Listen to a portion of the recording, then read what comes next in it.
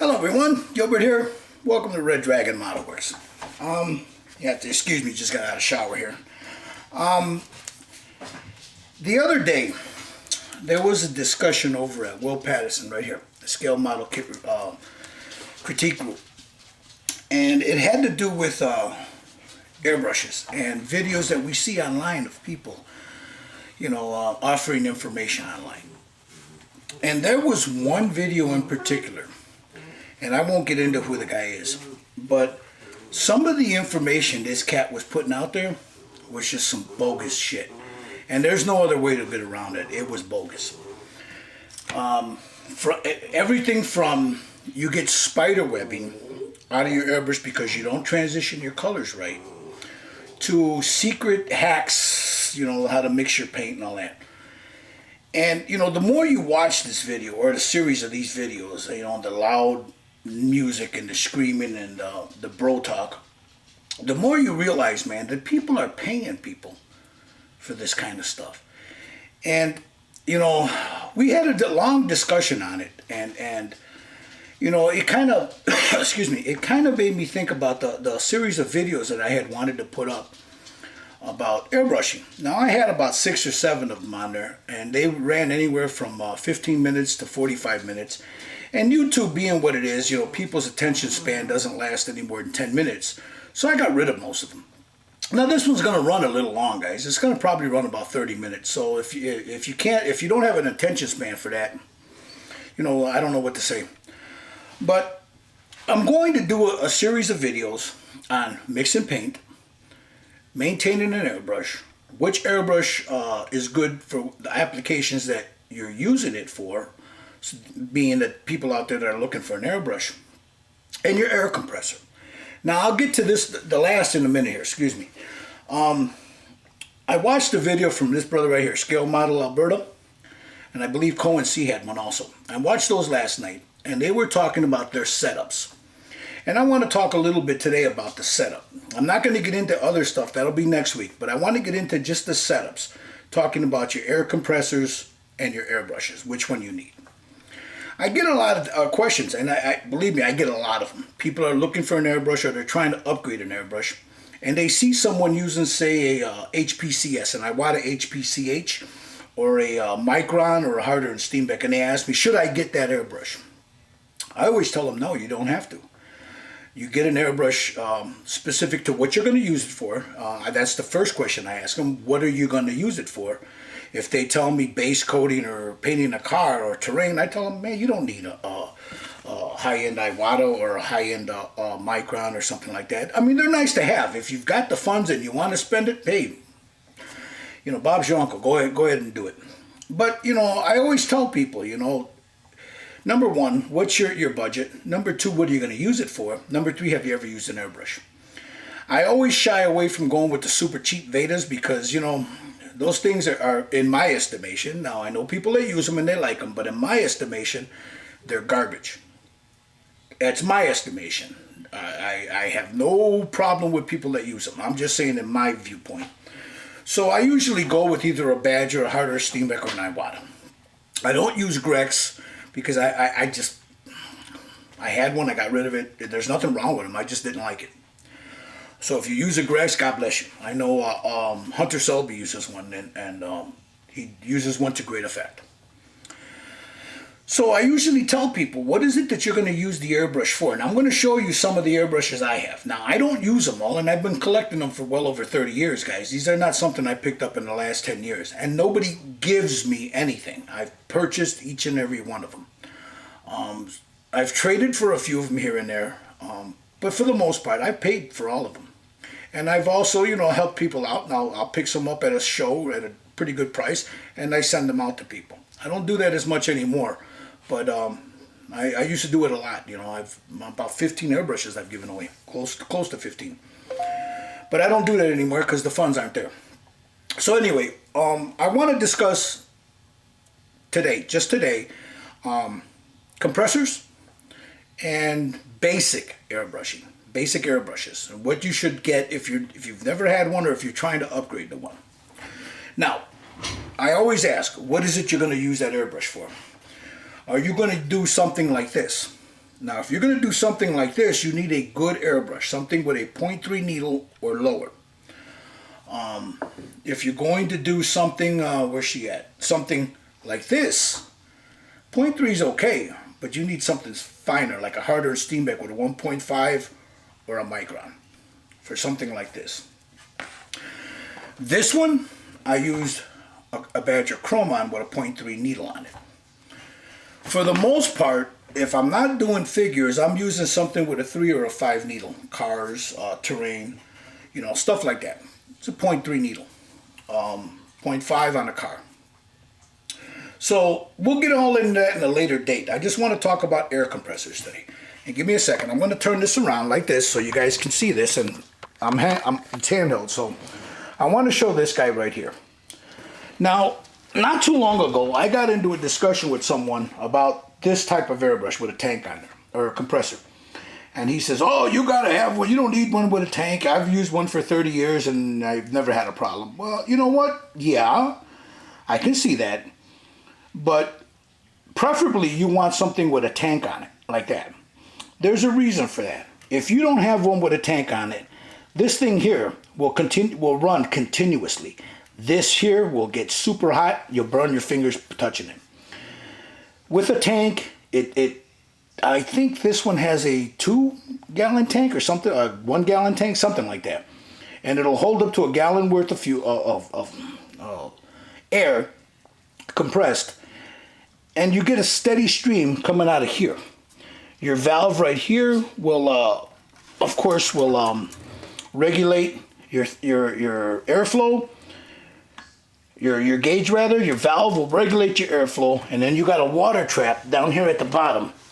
So the problem with these is a lot of people don't realize that underneath that, if you see that right there, there's a little gauge, a little knob there. You have to every now and then let the water out of this because you'll build up condensation in there, especially if you're in a high humidity area.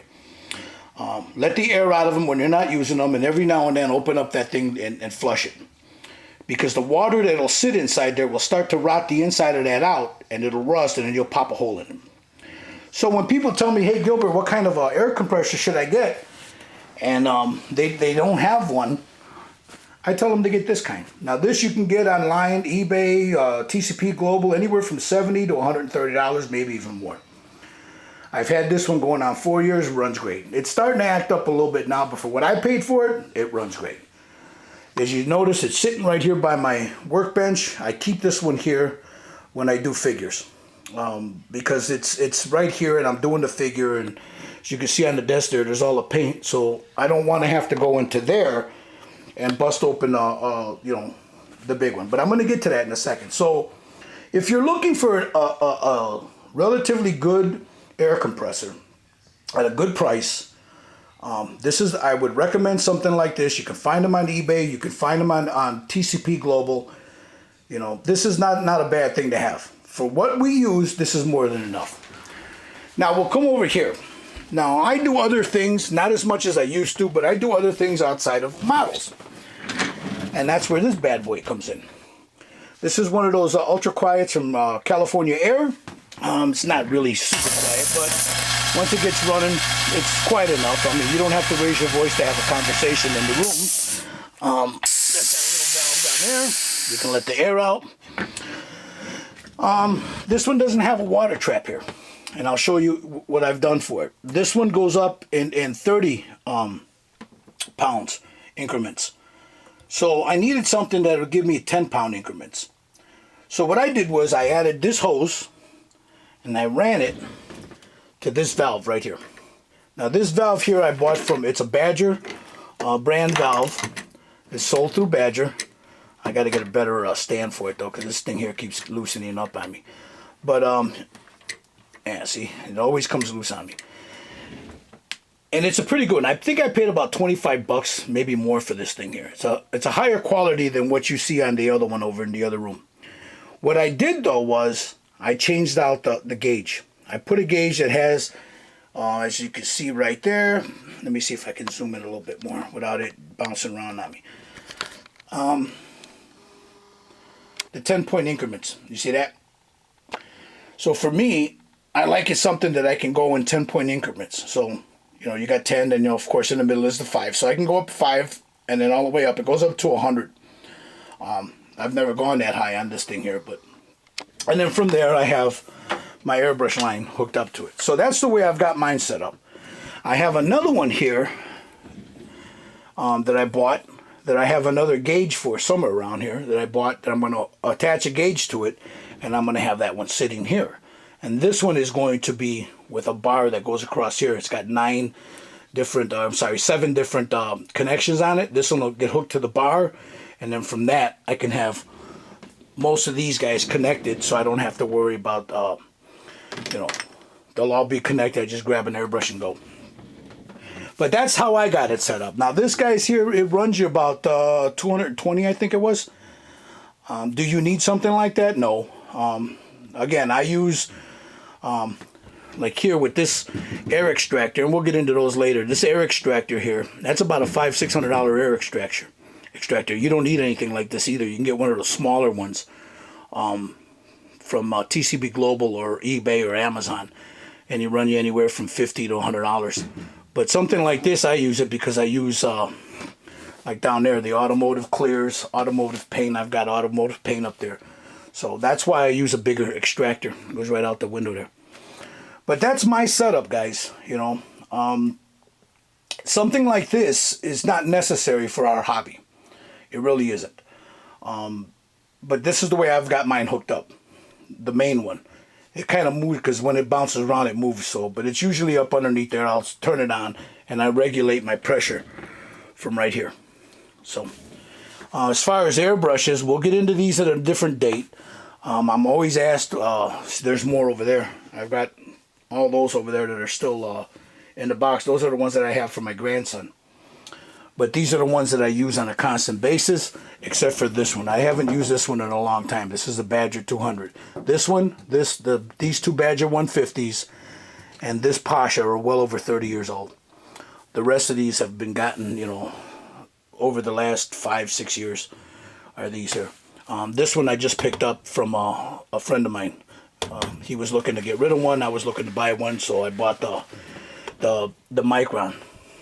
This is a damn good airbrush, but it's not something that you need, you know, in this hobby, unless you're doing ultra fine details like for 28 mil and you know, stuff like that there. If you're looking for a good airbrush, I always, like I said, I ask people, what are you going to use it for and what's your budget? And usually what I end up suggesting is either one of these Badgers, the Chrome, the 105, or the Revolution, Evolution, Iwata, and then up. But we'll get into all these at a different video. I'm going to show you how to break them down, how to troubleshoot them, how to clean them, how to mix paint.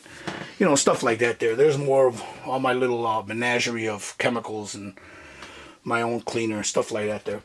But and then I'll get into what paints I use. Anything from the Wicked line, which is up there, down to the Citadel and, you know, AK paint. There's more here. I just bought these. I just started using them.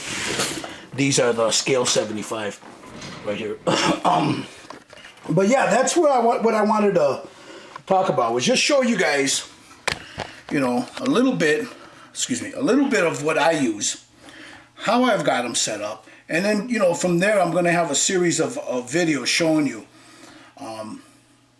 you know, discussing the tanks, the airbrushes, the setups, the valves, you know, things like that there, man. Because, you know, after I saw that video, and we had a long discussion on the Scale Model Critique group about this, and we're going back and forth, and they kept telling me, Gilbert, how come you don't have any videos like that? And, you know, I always thought about it, and I had a few of them, and I just thought, you know, they were too long. When I started explaining this stuff, like in the videos and stuff, I usually get a little long-winded, and Facebook being, you know, people's attention being what they are, you know, they'll watch it for 5 minutes, and, you know, and then I'll get from somebody that's watched the video, and they'll ask me, hey, how do you do this? I said, did you watch the video? Well, no. You know, or they'll tell me they watched the video, but it didn't process what I put in there because they didn't watch the whole thing. So I don't wanna bore you with a long video. I'm gonna try to keep them down to about 10 minutes. I also want to show real quick, being an update, I want to show you a couple of things that I've gotten done here in the last few days. This guy here It's still a work in progress. I know the light's pretty bad here, but there we go. I just I went in with some inks and gave him some definition on him. I got to put some let me move this light in a little closer. I got to put in some grass and stuff like right in here. But yeah, and then I started working on this little gal here. She drove me nuts. So I started working on her a little bit. She's nowhere near done. This guy here, I want to redo him. I want to redo that shirt. You know, do something different with this shirt here. And then, let me go back over here. I'm sorry. I got this guy here that I'm working on. Right here. I just got to glue him down. You guys have seen that already. I think I want to add some, I just ordered some little tufts of grass to put in there. So I want to add some more and then put this guy away. As you can see, there's a bunch of figures all over the place. There's another one in there. And there's a couple back here. And then there's a bunch of unfinished painted projects that need to get done here. But yeah, that's where I'm at with this, guys. What did I do? I have another one here that I wanted to show you guys, but I don't know what I did with it. I moved it. Where did I put it? I thought I sat it in here, but my grandson was in here and I had to move stuff around to keep him away from him. So, because he likes to, he'll see the cars and he wants to play with them all the time. And I don't know where I put it. I put it away so good I don't remember what I did with it. Oh, there. Hello, stupid. It's right in front of me. This guy here, as you know, it's still a work in progress. I don't like, I have to go in and start adding detail painting to this and start adding the different colors to it, the candies to it. But yeah, this guy's doing pretty good. I made some, there you go. I made some pipes for him that'll come out here, you know. So, and then I got to paint this. So, but he's almost done. This piece here, I got it on Micro Mart. These are magnets. You can keep them on there to keep the wheels true. You can make your own, just a piece of metal and some magnets. But yeah. So that's about it. And then this guy up there, yeah. Let me show you. Let me zoom in. That guy right there, if I can zoom in, him right there needs to get done too. So, and there's a couple way at the top there that need to get done. But I want to work on him next too. So. But this has been taking up, whoop, sorry about that. This one here has been taking up a lot of my time because, you know, every time I think I'm done with him, you know, I want to add a little bit more color to him and whatnot. I went back and I did, added some more color to that piece in the back. I got to add just a hint, right like in here, right in here, in the ends there. But yeah, he's almost done. And then he's, as you can tell, he's wobbling because he's not glued down yet. That little guy right there is pretty cool. But I kind of like the way that's coming out, you know. That wash I put on him last night worked out really good. I made an ink wash with that stuff right there. Oh, zoom in. I just took a couple of drops of the Liquitex there, mixed up a couple dark wash, and just with a brush went in, and then after that I took a, as you can see it right here, it's all dirty. I took a Q-tip and took off whatever. So, all right, give me a second, and I'll be right back. So, that's where I'm at with him at the moment. Again, I'll get into more detail on the air compressors and stuff, but I do want to say this, guys. When you're looking for an airbrush, number one, you got to ask what is your price range, and then you can go from, you can basically get a good idea of what you can get. Now, for about $200, you can get a damn good airbrush. What are you going to use it for? Are you going to use it for detail painting? Are you going to use it for base coating? You got to ask yourself these questions, because not all airbrushes are made the same. Now, you can get a harder and steam back with a 1.5 needle in there. You're not going to push base coats through that. Well, you can, but some of the heavier stuff, you know, like with the Stynylrez, you know, that usually gets pushed to a 0.5 needle, And I'll tell you what, man, you shouldn't be, any primer should not be thinned, because then it loses its property. And with Stynylrez, you want to use a 0.5 needle at about 30 psi. If you're using a siphon fed, you go up to about 40, 45. But other than that, you need a 0.5 needle to shoot Badger Stynylrez. Some of the other paints, like the craft paints and stuff, people like Chris Cortell and them use it. I don't know what he uses his PSI. I know he uses an Aztec. But, you can thin those down, but the more you thin them down, you start losing the properties of the pigment, the pigmentation. So you got to remember that too. So you ask yourself, what am I going to do with it? Am I going to paint figures with it? Okay, you want a 0.3 needle or lower. Am I going to shoot cars with it? A 0.5 will suffice. You can use a 0.5 to do base coats. What's my price range? I've got about $200. Do I need a $600 airbrush? Hell no, you don't need one. So usually just look around. Now, right here, webairbrushes.com, right here, you can use that, my code, right here, Red Dragon, and you can buy any Badger product, whether it be paint or an airbrush, and use that code, and it'll save you 40%. Now, you can't use that code when they have sales on.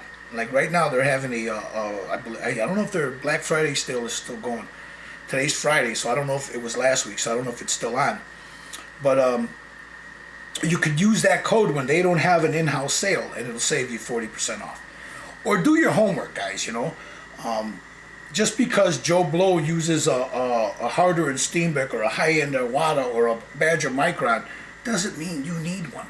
You can do amazing work with a Badger Chrome, a Iwata Evolution or a Revolution, a Patriot 105. You can do amazing work with that. You just got to learn how to use the airbrush, Don't let anybody tell you need these super duper expensive air compressors, or you need a super duper expensive airbrush. You really don't, guys. Just get a good quality one. And that goes back to the cheap Veda ones. I don't like them for a reason. But get yourself a good quality airbrush, and everything will work out fine. I'll have another video up next week showing, I'm going to break down a couple of airbrushes, show you guys how to take them apart, how to clean them, how to oil them, how to seal the threads, and then we'll work from there. Thinning, paint, shooting. I'll have a couple of them how to shoot, what to look for as far as paint splatter, because I'm going to tell you something. You do not get spider webbing from your paint mixtures, or from your color transitions, as this guy was saying. He's full of shit. But, just to clear up a couple of misconceptions, and if you guys got any advice, please, by all means, let me know. I'll be more than happy to throw them on there. I don't know everything, but if you know somebody that's really good, and knows their shit, hey, bring them to my attention, man. I'd love to have them on the show and talk to them. So, you guys have a great weekend, man, Be good to your families. Love your children, brothers and sisters. Love your children. Stay safe. Stay healthy. I always say leave the drama to the queens. Every now and then I get caught up in it myself. But leave the drama to the queens, brothers and sisters. We don't need it in this community. Make good friendships. Get rid of the ones that you can't have in your life. But make good friendships, brothers and sisters. Remember, we're a model building community. We're not building rockets. You guys have a good one, man. Build a goddamn model, brothers and sisters. Ciao.